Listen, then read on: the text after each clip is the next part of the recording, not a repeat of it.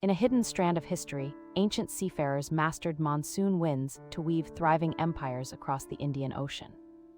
Smart scribes compiled wind cycles and sea currents into practical guides that steered caravans of ships for centuries.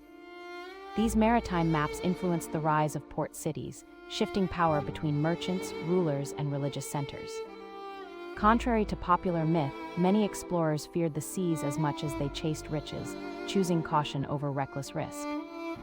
This episode invites viewers to reconsider legends about explorers, proving that knowledge of weather was often the true navigator.